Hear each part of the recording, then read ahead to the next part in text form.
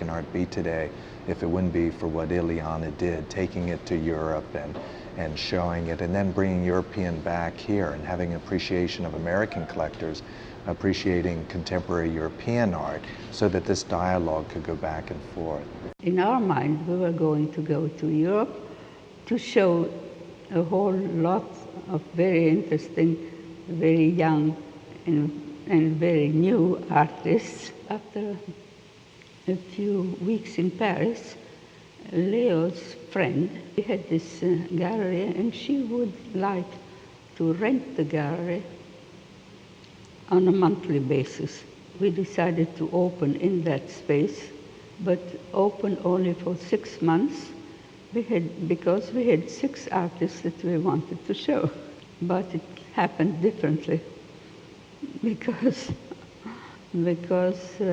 the gallery became quite successful. But we also survived because it was so scandalous what we were doing. We intended to stay for 6 months, but we stayed 18 years. So we created our own little revolution in Paris. I find her choices of art are very tough. You know, they're not at all sweet and seductive and easy.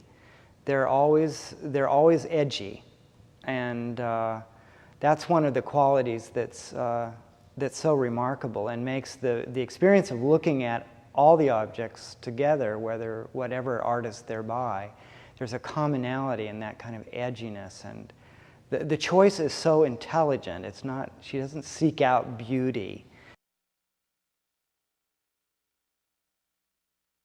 We knew of Gilbert and George. We thought it would be a very interesting show to show in New York. It was not an opening night, it was an opening day. Since they did go on doing the same thing over and over and over for 8 hours, there was an enormous crowd. I think that for New York also it was totally unique.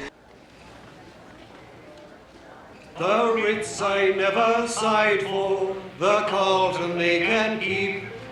There's only one place that I know, happy when the daylight comes creeping, heralding the dawn, sleeping when it's raining. I dream my dreams away underneath the arches. On cobblestones we lay. When I first started looking at contemporary art, it was coming into Soho in the mid-70s, and Sonnabend Gallery was one of the handful of galleries there, and it's kind of where I cut my teeth. It was also one of the galleries where I really couldn't understand a lot of what I was seeing when I first saw it. I mean, I'll never forget a show with Vito Acconci where there was a table and a plank extending out the window onto the street in Soho, speakers hanging over the table, a row of stools, and this, low, rumbling voice of Acconci. And I had to think, now, how does a place like this stay open? Vito would be, for several hours, masturbating under the floor. Vito Acconci made this piece that was precisely about the idea of the artist fertilizing the gallery.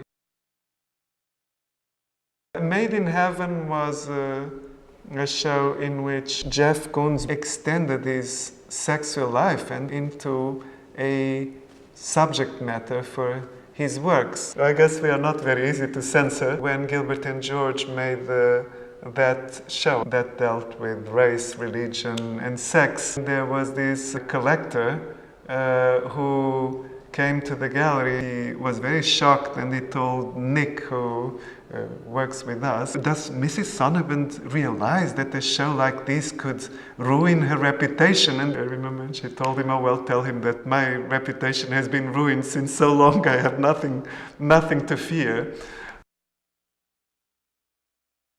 Ileana is amazing. What an incredible thing to do at her age, to build this whole new gallery and come to Chelsea where everything is happening. I think the role of an art dealer is a complex one, but I think the main thing is to be supportive, to be a platform for the artist. But it really wasn't until working with Ileana that there was somebody behind me that truly was just interested in seeing these things exist. As far as the financial aspect of things, there's really no concern for that. It was really about seeing this work exist and to produce it.